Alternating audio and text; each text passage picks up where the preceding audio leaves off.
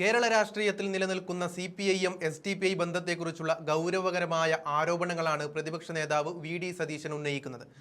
CPIMന്റെ ഇരട്ടത്താപ്പിനെ അദ്ദേഹം വളരെ ശക്തമായ ഭാഷയിൽ ഇവിടെ വിമർശിക്കുന്നുണ്ട്. പ്രധാനമായും 3 കാര്യങ്ങളാണ് അദ്ദേഹം ചൂണ്ടിക്കാണിക്കുന്നത്. ഒന്നാമതായി CPIM പാർട്ടി കോൺഗ്രസിന്റെ തീരുമാനങ്ങൾ മുഖ്യമന്ത്രി പിണറായി വിജയൻ ലംഘിക്കുന്നു എന്നതാണ്. SDPI പോലുള്ള തീവ്രവാദ സ്വഭാവമുള്ള സംഘടനകളുമായി യാതൊരു ബന്ധവും പാടില്ലെന്ന് 24ാം പാർട്ടി കോൺഗ്രസ് പ്രമേയം പാസാക്കിയിട്ടുണ്ട്. എന്നാൽ വോട്ട് ബാങ്ക് ലക്ഷ്യം വെച്ച് മുഖ്യമന്ത്രി ഈ നിലപാടുകളെ കാറ്റിൽ പറത്തുകയാണെന്ന് അദ്ദേഹം ആരോപിക്കുന്നുണ്ട്. മുഖ്യമന്ത്രിക്ക് വേണമെങ്കിൽ MA ബേബി ഈ പ്രമേയത്തിന്റെ കോപ്പി വായിക്കാൻ നൽകണമെന്നും അദ്ദേഹം പരിഹസിക്കുന്നുണ്ട്. രണ്ടാമതായി രക്തസാക്ഷി ഫണ്ടുകളുമായി ബന്ധപ്പെട്ട അഴിമതിയാണ്.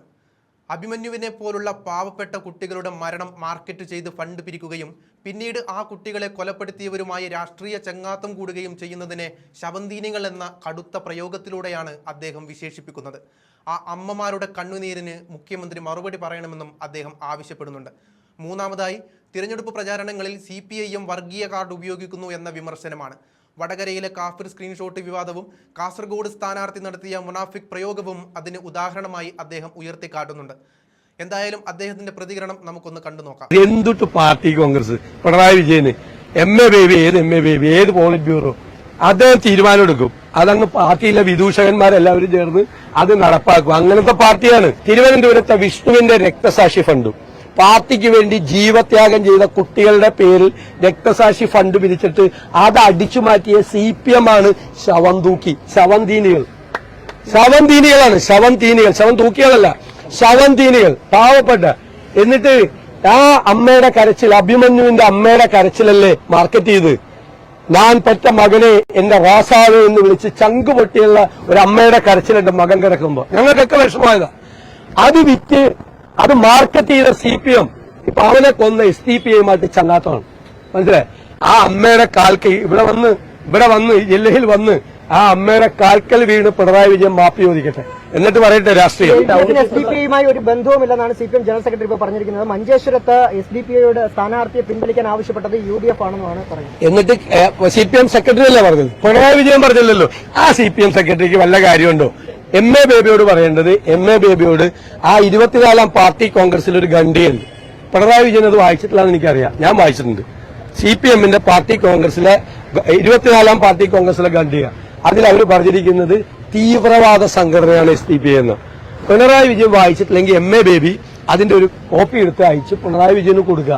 പാർട്ടി കോൺഗ്രസ് എന്തുട്ട് പാർട്ടി കോൺഗ്രസ് പിണറായി വിജയന് MA ബേബി ഏത് പോളിറ്റ് ബ്യൂറോ അദ്ദേഹം തീരുമാനം എടുക്കും. അതങ്ങ് പാർട്ടിയിലെ വിദൂഷകന്മാരെല്ലാവരും ചേർന്ന് അത് നടപ്പാക്കും. അങ്ങനത്തെ പാർട്ടിയാണ്.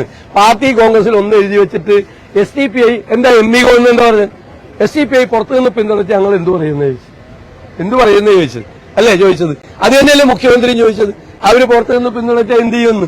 പാർട്ടി കോൺഗ്രസിൽ ഇത് എഴുതി വെച്ചേക്കുവോ? വലിയ ചർച്ച. എന്താണ് പാർട്ടി കോൺഗ്രസ്? പാർട്ടി കോൺഗ്രസിലെ ചർച്ചയൊക്കെ എന്ത് സംഭവമാണ്? അത് എഴുതി വെച്ചാൽ പറഞ്ഞു. എന്റെ അടുത്തുണ്ട് കോപ്പി പാർട്ടി കോൺഗ്രസിന്റെ. സെക്രട്ടറി ഒന്നുകൂടി പറഞ്ഞിട്ടുണ്ട്, നിയമത്തെ വോട്ട് നൽകാമെന്ന് പറഞ്ഞവരുടെ വായ പൊത്തില്ലെന്നും കൂടി പറഞ്ഞു. അത് തന്നെ പറഞ്ഞത് പച്ചയ്ക്ക് പറയാണ്. എന്നിട്ട് 4 വോട്ടിന് വേണ്ടി രാഷ്ട്രീയ ചെറ്റത്തരം കാണിക്കില്ല എന്ന് പറഞ്ഞ മുഖ്യമന്ത്രി ഇപ്പൊ 4 വോട്ടിന് വേണ്ടി അത് തന്നെയാണ് ചെയ്തുകൊണ്ടിരിക്കുന്നത്. അദ്ദേഹം തന്നെ പ്രൂവ് ചെയ്ത്.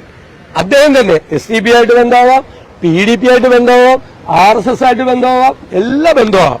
മനസ്സിലായില്ലേ? ക്ലിയർ ആണല്ലോ.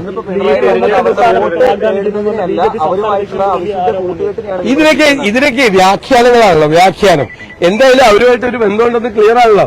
ഇല്ലെങ്കിൽ ഞങ്ങൾ പറഞ്ഞ പോലെ പറയണ്ടേ? ഞങ്ങൾ പറഞ്ഞല്ലോ. തെരഞ്ഞെടുപ്പ് പ്രചരണ രംഗത്ത് മതപരമായിട്ടുള്ള കാര്യങ്ങൾ പറഞ്ഞുകൊണ്ട് വോട്ട് ചേർന്നു. ഇത് 3 മുന്നണികളും ഈ ആക്ഷേപം നേരിടുന്നുണ്ട്. ഞങ്ങളൊന്നും നേരിടുന്നില്ല. ഞാനൊരു കാര്യം പറയാം.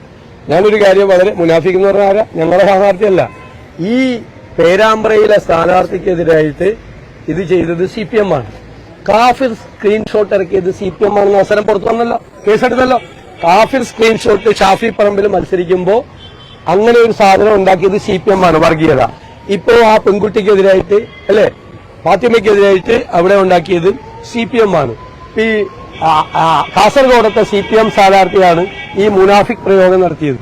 CPM ആണ് വർഗീയ കാർഡ് വെച്ച് കളിക്കുന്നത്. അവര് വർഗീയ കാർഡ് വെച്ച് കളിക്കേണ്ടവര് വർഗീയ കാർഡ്. BJP സംസ്ഥാന അധ്യക്ഷനായിട്ട് ആരോപണം ഉണ്ടായിട്ടുണ്ട്. അധികാരത്തിലെത്തുകയാണെങ്കിൽ ഉപമുഖ്യമന്ത്രി സ്ഥാനം ലീഗിനായിരിക്കും. 6 മന്ത്രിമാരൊക്കെ ഇപ്പൊ തന്നെ ഡീലായിട്ട്. അത് ഞങ്ങളുടെ മുന്നണിയിലെ കാര്യം അയാളാണ് തീരുമാനിക്കുന്നത്. അയാളാരാണ് ഇത് തീരുമാനിക്കുക അല്ലെ? BJP പ്രസിഡന്റ് എന്ത് കാര്യം? ഇന്നാണ് കച്ചവടം വരുന്നത്.